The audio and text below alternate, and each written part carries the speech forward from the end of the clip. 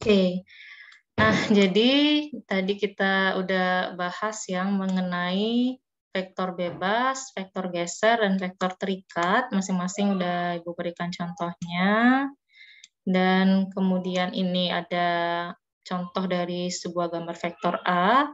Titik O adalah pangkal, dan P itu adalah ujungnya.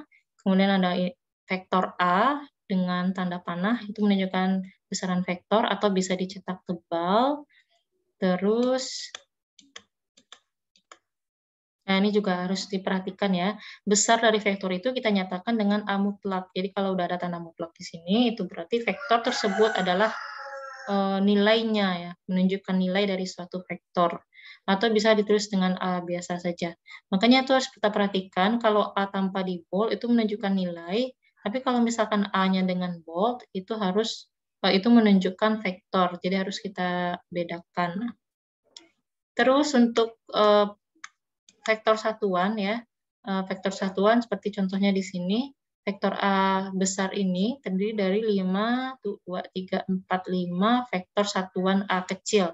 Jadi itu mesti kita perhatikan cara penulisannya juga. Sama seperti tadi kita vektor A besar itu sama dengan sekian I, sekian J, sekian K. Berarti sekianlah nilai I-nya, kemudian vektor satuannya adalah I. Begitu juga dengan J dan juga dengan K.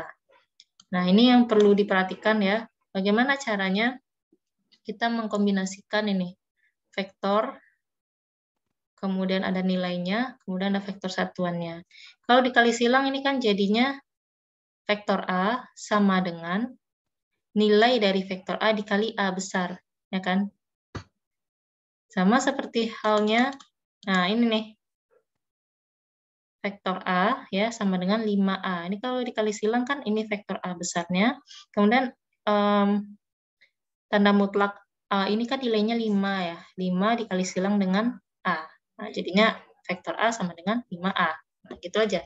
Cuman beda cara peletakan dari besaran-besarannya aja. Tidak usah dipusingkan. Oke. Setiap vektor A dapat dinyatakan oleh sebuah vektor satuan A kecil dalam arah A dikalikan dengan besarnya A mutlak. Jadi A besar ini kan menyatakan besaran vektor tadi ya, arah. Kemudian A mutlak itu menyatakan besarnya. Kemudian A kecil itu menyatakan vektor satuannya.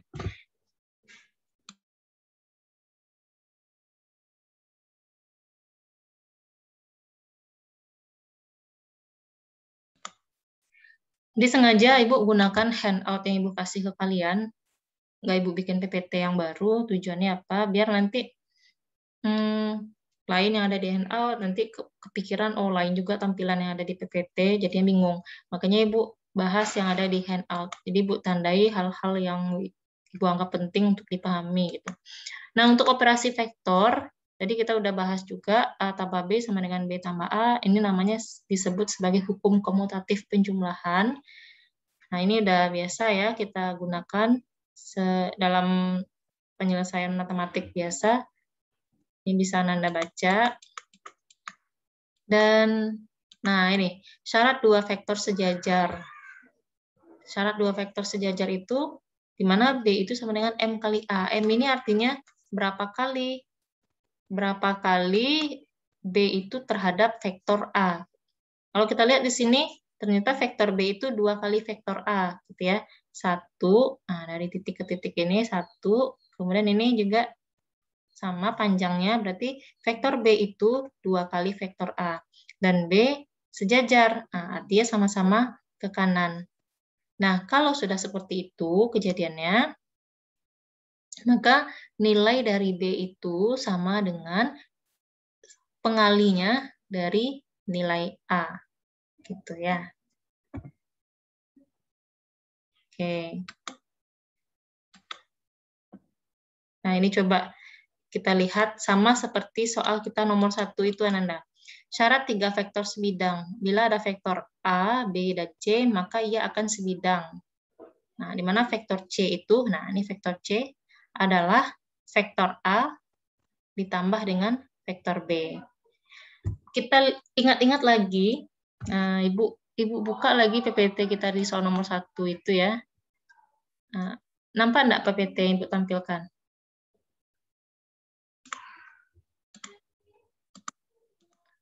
Nampak enggak? Nampak, Bu. Oke, bagus. Nah, FE adalah FO ditambah OC. Kan gitu tadi. FO ditambah, bukan OC, OE ya. FO tambah OE. Itu menjadi FE. Nah, sama halnya, nah kembali lagi ke handout Ibu yang Word, sama halnya seperti C itu adalah OA ditambah OB. Nah, OA ditambah OB. Ini kan sebenarnya putus-putusnya OB gitu ya. OA tambah OB. Jadinya OC gitu. OA ke kanan, kemudian OB itu ke kanan atas. Nah, ini ujung vektor B di sini. Kita tarik dari pangkal vektor A ke ujung vektor terakhir. Nah, dapatlah jadi C. Makanya di sini kita bisa tulis vektor C adalah vektor A ditambah vektor B. Nah, untuk M dan N ini adalah berapa nilai dari vektor A tadi. Nah, C, A, B ini kan adalah vektor satuannya ya. Jadi berapa nilai dari vektor A, berapa nilai dari vektor B. Itulah nilai M dan N. Itu aja sebenarnya, nggak ada yang aneh. Oke, apalagi tanda ini. Nah, masalah perkalian vektor tadi udah kita bahas. Di sini udah dijelaskan secara rinci. Ini A kali B-nya A kali titik ya. Kali titik A dengan B.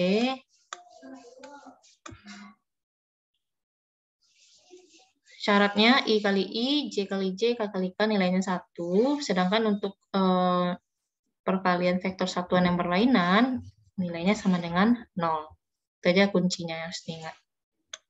Untuk sifat-sifat dari perkalian titik, nah A kali titik dengan B sama enggak B kali titik dengan A? Tadi kita udah buktikan, karena nilainya sama. Nah, ini disebut sebagai hukum komutatif. Begitu juga dengan A kali titik dengan B tambah C. Berarti bisa A kali B ditambah A kali C. Nah, ini matematis biasa. Terus M pengali satu nilai gitu ya, A kali titik dengan B. Nah, itu berarti bisa juga kita tulis dengan M dikali B, kemudian baru dikali A, juga bisa. Atau M-nya dikali A, baru kemudian dikali dengan B, itu juga bisa. Kita sebut sebagai hukum asosiasif ya. Kemudian jika A sama dengan, nah ini seperti contoh soal kita, ada AX, ada AY, ada AZ, B-nya juga seperti itu. Ketika kita kalikan titik A dengan B, ya berarti X dengan X kita kalikan, biasa, Y dengan Y juga, Z dengan Z juga. Lanjut. Nah, ini biasa kita temukan di ketika kita mempelajari usaha dan energi, Ananda. Masih ingat ya? W sama dengan F kali S cos theta. Seperti itu. Nah, kenapa kok bisa F kali S-nya itu bisa dikalikan cos theta? Karena gaya dengan perpindahan untuk mencari usaha itu harus dikalikan titik. Kan ya, usaha ya. W sama dengan F kali titik dengan S. Ini kan secara fisisnya nih. Nah, secara fisisnya F adalah besaran vektor, S besaran vektor menghasilkan besaran skalar ketika dia dikali dengan titik. Besaran vektor F dikali titik dengan vektor perpindahan menghasilkan besaran skalar W. Gitu. Nah, ini F kali titik dengan S, makna atau bisa ditulis secara matematis, itu sama dengan F kali dengan S kali cos theta.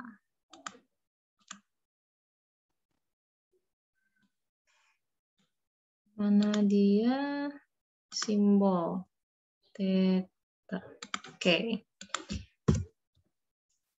Nanti beda cerita kalau kita bahas tentang torsi. Torsi juga F kali perpindahan, tapi perkaliannya perkalian titik. Nanti kita lihat. Ini contoh dari perkalian titik. Ya, ini bisa dibaca.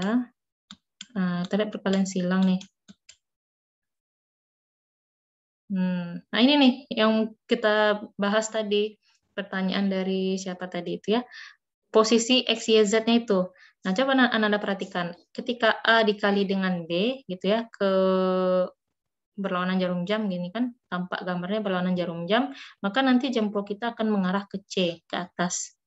Nah, jadi kita dapat tulis C itu adalah kali silang A dengan B. Nanti A besaran vektor, B besaran vektor juga akan menghasilkan C sebagai besaran vektor.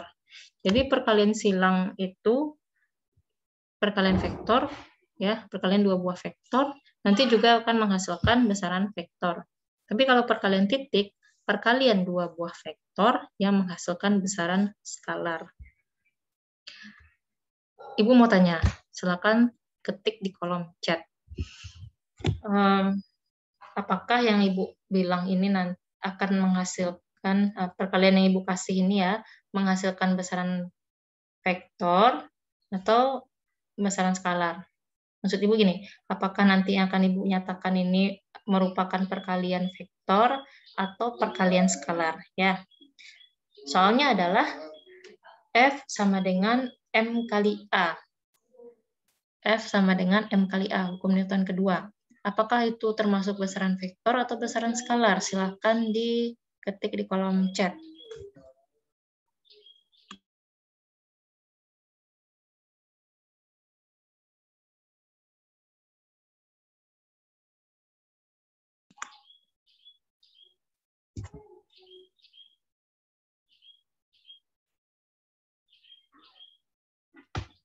Jangan terlalu lama. Apakah F sama dengan M kali A itu merupakan perkalian vektor atau perkalian skalar?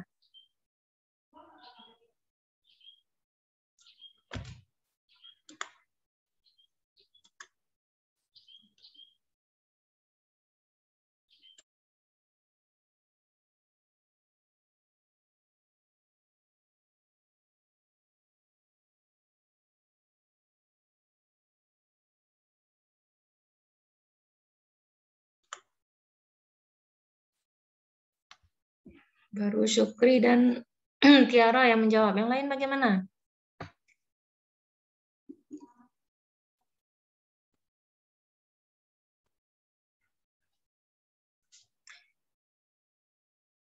Muklis bilang skalar. Yang lain, ayo cepat. Jangan terlalu lama mikirnya, Nanda.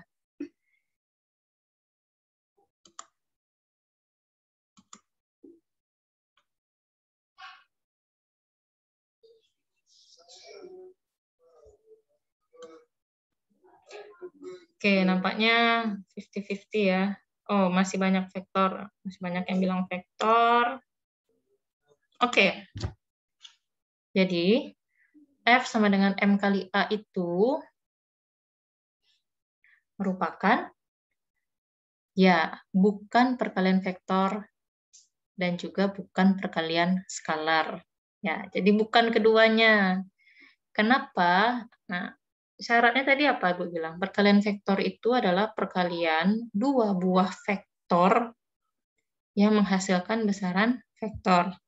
Perkalian skalar adalah perkalian dua buah vektor yang menghasilkan besaran skalar. Jadi F sama dengan M kali A itu, yang M-nya itu kan besaran skalar, bukan besaran vektor. Ini ya, Bu tulisnya. F sama dengan M kali A. Yang F-nya memang besaran vektor. A-nya juga besaran vektor. Tapi M-nya bagaimana? Massa adalah besaran skalar. Jadi kalau misalkan besaran skalar dikali dengan besaran vektor, ya berarti tidak masuk ke dalam aturan perkalian skalar ataupun perkalian vektor. Karena syarat perkalian skalar dan vektor itu adalah besaran yang dikalikan itu harus besaran vektor. Nah, bisa ada satu di antara dia yang besaran skalar. Gitu ya. Oke. Kita lanjutkan.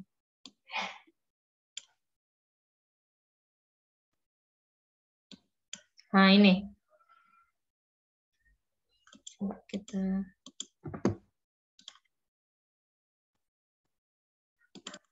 tuh dipahami konsepnya ya. Oh, apalagi contohnya yang lain tuh yang setipe dengan itu. S sama dengan V kali T contohnya. Perpindahan sama dengan kecepatan dikali dengan waktu. Perpindahan itu kan besaran vektor ya. Kecepatan besaran vektor. Tapi waktunya bukan besaran vektor. Jadi itu tidak termasuk ke perkalian skalar ataupun perkalian titik. Nah, ini Bu tandai. A dikali silang dengan B itu sama dengan A kali B sin theta. Nah, ini beda dengan yang cos-nya tadi ya, yang perkalian titik. Kalau perkalian silang itu akan dikalikan dengan sin. Kenapa? Karena hasil dari perkalian A dengan B itu akan menghasilkan besaran vektor yang tegak lurus terhadap keduanya. Gini nih, arah vektor C ya dari C sama dengan A kali silang dengan B itu akan tegak lurus pada bidang yang memuat A dan B. Sama halnya ketika kita tadi membahas nih vektor C ini. Ya kan tegak lurus terhadap bidang AB. AB ini katakanlah lantai rumah kita gitu ya. Lantai rumah kita panjang kali lebar dari rumah kita itu. Kemudian C itu mengarah ke atap, ke langit-langit. Nah, untuk yang perkalian skalar tidak. Ya, perkalian skalar itu dia nggak tegak lurus. Dia nggak ada arahnya karena perkalian skalar itu kan cuman menghasilkan nilai. Ya. Oke. Terus satu lagi yang perlu Ibu tekankan, untuk perkalian vektor ini A dengan B-nya itu juga harus tegak lurus Anda. Kita lihat lagi gambarnya ya. Nih, A kali B itu harus tegak lurus. Siku-siku nih di sini nanti. Tapi kalau perkalian titik tadi, A dengan B-nya itu sejajar. Mari kita lihat lagi ya. Coba kita lihat lagi perkalian titik. Mana tadi?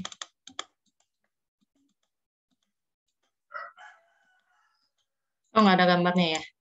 Oke, nggak ada gambarnya. A dengan B itu perkalian titik. Perkalian titik itu A dengan B-nya sejajar gitu maksudnya Bu. Kayak W sama dengan F kali S ya. F dengan S-nya itu mesti sejajar. Kalau misalkan nggak sejajar, harus kita proyeksikan salah satu besarannya sehingga nantinya dua besaran itu jadi sejajar. Baru bisa kita kalikan dengan kali titik gitu. Tapi kalau perkalian dua buah vektor yang perkalian silang, A dengan B itu harus tegak lurus. Sehingga nanti menghasilkan besaran C yang juga tegak lurus terhadap bidang AB. Oke.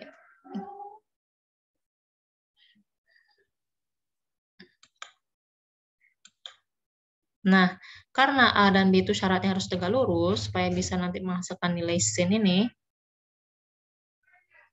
maka kalau misalkan nilai arah dari A dan B itu sejajar, ya berarti nanti nilai sin-nya sama dengan 0. Sudut yang mengapit antara A dengan B itu jadinya 0 derajat, karena dia sejajar, ya kan? Sin 0, nilainya 0. Oke, ini dia untuk yang perkalian vektor. Ini kalau mau kita gunakan matriks juga bisa. Mana yang nyaman aja. Nanda biasa menggunakan apa, terserah nanti. Untuk ujian juga enggak ada Ibu kasih patokan harus pakai cara ini, cara itu enggak. Oke, kita selesai tentang vektor. Ini ada gambar lagi nih. Kita lihat ya. Oh, ini momentum sudut ya, momentum sudut. Karena ini jari-jari dari lintasan, jadi benda M ini ya, benda bermassa M ini dia bergerak melingkar nih. Bergerak melingkar. Kemudian R itu adalah jari-jari lintasan. Kemudian V ini adalah kecepatan linear dari si benda M. Dan kecepatan linearnya ini Nanda harus tegak lurus terhadap jari-jari. Ibaratnya kalau dalam lingkaran itu adalah garis singgung lingkaran. Garis singgung lingkaran itu kan selalu tegak lurus terhadap jari-jari ya. Jadi V itu adalah kecepatan yang arahnya selalu tegak lurus terhadap jari-jari. Jadi ketika kita kalikan R kali silang dengan V, arahkanlah tangan kanan kita gitu. R, ya kalau nampak di layar itu kan kayak serong kanan gitu ya. Nah, jadi jari kita arahkan ke R, serong kanan, kemudian putar ke arah V, serong kiri. Kemana arah jempolnya? Nah, arah jempolnya ke atas. Maka arah jempol ke atas inilah yang menunjukkan arah dari momentum sudut atau momentum angular L. Kita lihat, nah ini ya, L arahnya ke atas nih. Searah dengan sumbu, kalau digambar kita bikinlah di sini sumbunya sumbu Y yang mengarah ke atas. Berarti sumbu Z itu nanti arahnya menuju kita. Ya, arah menuju kita berarti berlawanan dengan arahnya si R. Yang R ini arahnya ke titik masanya ini.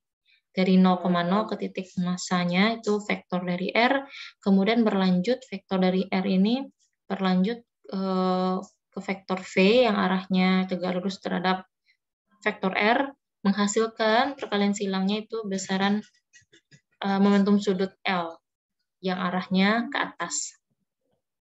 Oke, mudah-mudahan bisa dipahami ya, simpel sekali gambarnya. Kita lanjut.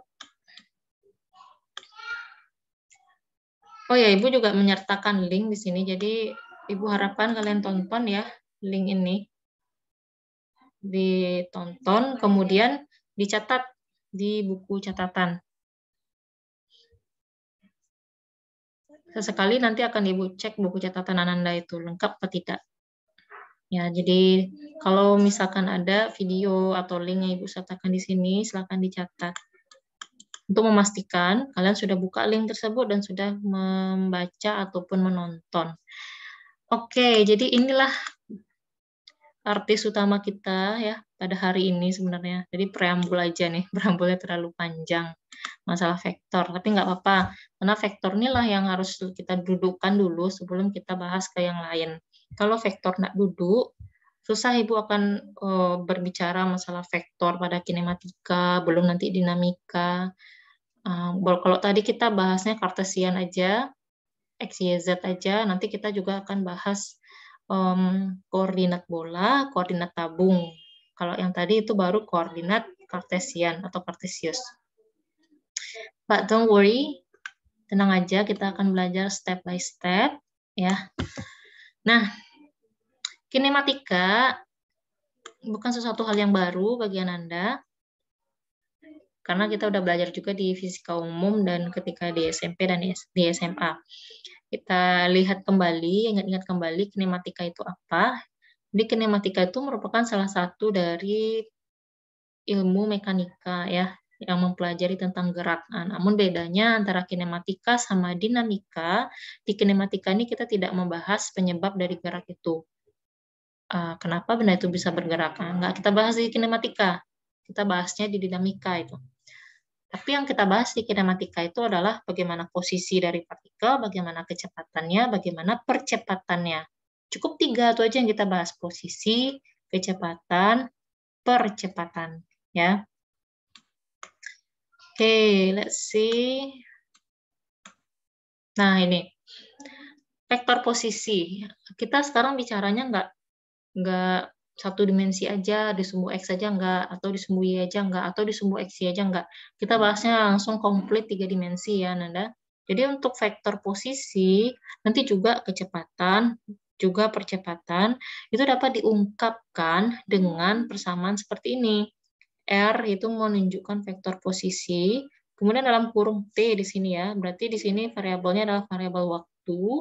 Nah, kemudian ada nilai X, nilai X terhadap waktu, berarti ini sumbunya sumbu X gitu ya, vektor satuannya I, kemudian Y dengan variabel waktu, arahnya Y, vektor satuannya J, begitu juga dengan Z ya, arahnya ke Z, kemudian vektor satuannya K. Jadi untuk seterusnya, pengungkapan vektor posisi ini akan seperti rumus 125 ini Ananda. sekian-sekian I, sekian-sekian J, sekian-sekian Z. Sekian-sekian K gitu. Menunjukkan bahwasanya posisi dari suatu partikel itu dalam koordinat kartesius itu berada di sekian titik X, sekian titik Y, dan sekian titik Z gitu. Nah, kalau kita gambarkan secara komplit, misalkan diketahui nilai I-nya 1 vektor satuan. Nah ini, I-nya 1 vektor satuan. Jadi kita bikin dulu vektor I-nya, kemudian vektor J-nya berapa satuan, vektor K-nya berapa satuan. Kita gambar dulu seperti ini, baru kemudian kita tarik garis putus-putus yang sejajar dengan 3 koordinat ini. Nah, yang Ibu tunjuk sekarang, bisa kita gambar deh.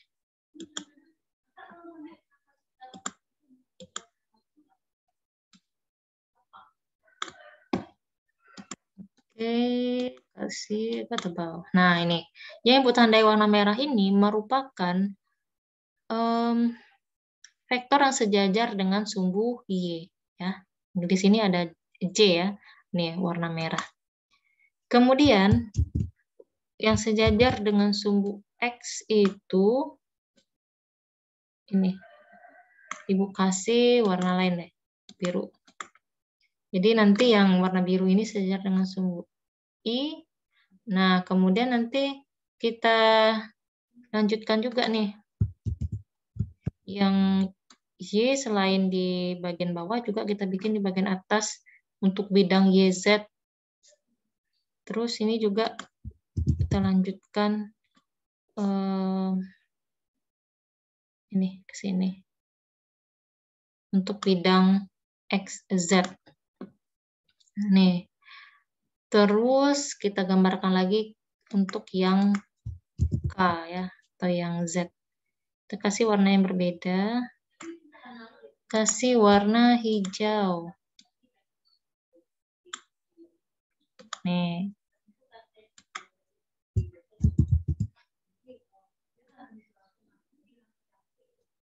Nih. Jadi sebenarnya ini masih ada lagi ya. Yang warna merahnya nanti di sini juga ada nih. Nah, warna birunya juga ada di sini lagi. Sip. Nah, ujung-ujungnya nanti tuh akan ketemu 3 buah warna di tengah-tengah ruangan Ananda. Tuh. Nah, jadi cantik warnanya ya. Oke. Di pertemuan hijau, merah, dan biru ini, kita coba perbesar. Tuh, hijau, biru, dan merah ini di titik yang Ibu kasih. Nah, tuh warna yang ngejreng sedikit. I'm sorry, so rempong ya, tapi enggak masalah. Tapi kalian paham. Oh, udah run out of time. Nih. Nah, jadi bertemulah di titik merah ini. Nah, kita ambillah pangkal dari vektor R itu di 0,0 dari X, Y, Z, kemudian kita tarik sampai ke titik merah ini. Inilah yang kita sebut sebagai vektor R. Oke, itu vektor R. Gimana? So far so good, Anda paham maksud Ibu untuk gambar ini? Paham? Paham, Bu. Oke. Ya, kalau kuliah online memang agak slow ya. Maksudnya, tapi tidak mengurangi semangat Ibu untuk Ibu apa ya? Kalau ndak Ibu jelaskan secara detail tuh rasanya nggak puas Ibu gitu. Sampai sedetail-detailnya biar paham. Walaupun waktunya agak lama sedikit. Karena apa salahnya Ibu suruh kalian pahami aja gambarnya udah yang Ibu kasih gitu. Tapi saya nggak puas aja gitu loh. Nanti Ibu kasih gambar terus nggak paham, ya wasting time gitu ya. Makanya Ibu jelaskan detail. Pokoknya apapun yang kalian ini rasakan ada kendala gitu sama Ibu menjelaskan, tolong dicatat dulu. Nanti pas sudah sesinya, atau bisa kita lanjutkan diskusinya lewat WA atau gimana. Nah, nanti kan kita bahas secara detail. Jadi jangan dipendam-pendam aja apa yang nggak diketahui itu ya, langsung tanya aja gitu. Nah, Ibu orangnya open juga kok. Kalau misalnya ada masalah nanya, Ibu jawab. Walaupun lewat WA, itu Ibu nggak akan sungkan-sungkan untuk ngirim pakai voice note atau gimana, itu nanti pakai video. Pokoknya gimana caranya pesan Ibu sampai lah. Ibu nggak rigid orangnya ya, nggak terlalu kaku. Jadi kita belajarnya santai, kita belajarnya open. Jadi kalau ada yang nggak dipahami, langsung bilang ke Ibu. Oke, lanjut. Ini penjelasan yang sama seperti Ibu bilang tadi. Nah, vektor posisi ini berarti untuk 2 dimensi aja. Ini I dengan J, J dengan K, I dengan K. Kayak tadi kan 3 dimensi ya. Nah, sekarang dipecah-pecah. Boleh kok dipecah-pecah gitu. Tapi tergantung konteks soal juga. Maksudnya begini, oh, kalau misalnya di soal itu cuman dinyatakan 2 dimensi ya, berarti R-nya 2 dimensi. Jangan kita paksa ditambah jadi 3 dimensi. Nggak mungkin, karena cuman ada diketahui 2 dimensi gitu. Itu maksudnya. Ini sama kayak yang tadi. Aturan perkalian titik, no problem. Yang V lagi, ini udah ketemu V. Oke, V. Oke. Jadi kinematika pada 2 dimensi ini, coba kita cut jadi 2 dimensi dulu ya. Ketika R-nya itu dinyatakan dalam I dan J, berarti V-nya juga harus dalam I dan J. Nanti A-nya atau percepatannya juga dalam I dan J. Nah, cuman masalahnya di sini bagaimana cara kita mendapatkan V dan A, itu dia. Ini untuk arah tadi sama kayak ini ya. R dengan V berarti kita bicara gambar yang momentum sudut tadi tuh. Sama. Tunggu dulu. Sebelum kita masuk ke sini, Ibu akan jelaskan. Gimana caranya? Bagaimana cara mendapatkan persamaan V dan A? Ya, V yaitu kecepatan dan percepatan. Oke. Jika diketahui persamaan posisi. Ada yang tahu nggak gimana caranya? Apa yang harus kita lakukan kalau misalnya ada persamaan posisi nih, seperti R tadi gitu kan. Misalkan R-nya T kuadrat I ditambah T pangkat 3 tambah 2T vektor J. Kalau bisa diketahui persamaannya seperti ini dan kita ingin mencari persamaan kecepatan, apa yang harus kita lakukan? Ada yang tahu? Silakan diketik di kolom chat.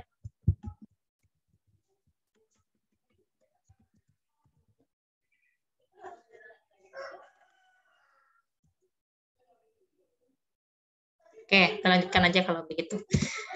Nah, belum ada yang ini ngechat. Nah, caranya adalah dengan melakukan diferensial. Sudah tahu diferensial? Sudah ya, artinya turunan ya, turunan. Cara menurunkan, oke, let's see. Cara menurunkannya seperti apa? T kuadrat ini berarti koefisiennya 1 ya. Koefisien 1 pangkatnya dikalikan koefisien, jadi 2 kali 1, 2. Kemudian T pangkatnya dikurangin 1. Jadi T pangkat 1 nggak usah Ibu tulis lagi. Terus T pangkat 3 koefisiennya 1, pangkatnya 3, jadi 3T kuadrat. Nah, terus 2T ini kan sebenarnya pangkatnya 1 ya. 1 dikali 2, 2T. Kemudian yang pangkat 1 tadi dikurangin 0. Dikurangin 1, jadinya 0. T pangkat 0 ya hasilnya 1 deh. Jadi 2 aja ditulis di sini. J. Oke, itu dia. Untuk diferensial ini silahkan dibuka lagi buku kalkulusnya atau matematiknya ya, biar lebih paham.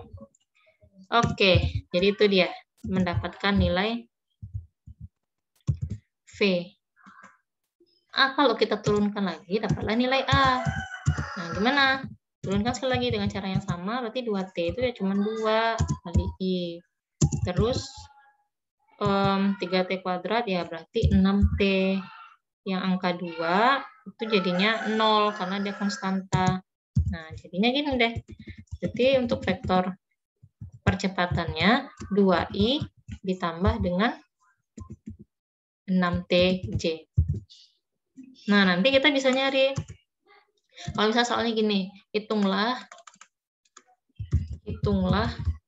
kecepatan dan percepatan pada detik ke, nah, sekian. Nah, pada detik ke Ibu kasih ya soalnya ya.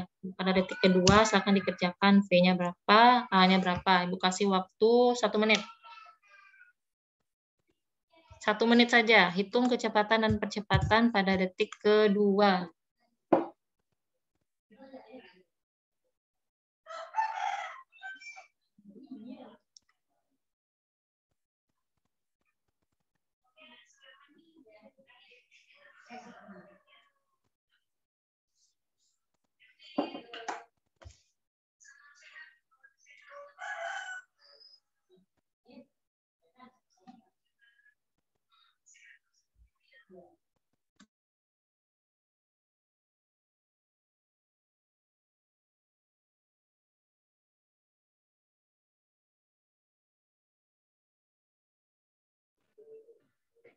Bu, Ya, Tiara. untuk kecepatannya itu 4i tambah 14j, Bu. 4i tambah 14j, betul. Untuk percepatan? 2i tambah 12j. Oke, good sekali. Bagus ya. Jadi V-nya itu sama dengan 4i ditambah dengan 14j. Dan percepatannya itu sama dengan 2i ditambah dengan 12j. Bagus sekali. Ya, yang lain juga mendapatkan angka yang sama ya. Nah, terus nih, ini kan baru berupa vektor. Sekarang coba kita ganti. Kita cari berapa besarnya, terus ke mana arahnya. Nah, besarnya dengan cara mempitagoraskan, Ananda. Kita pitagoraskan. Misalkan kita goraskan 4 dengan 14 itu berapa hasilnya? Akar berapa gitu maksudnya, Bu?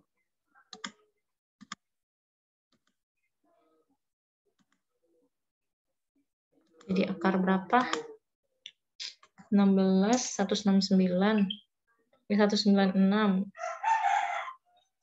tambah 16. Udah dapat berapa?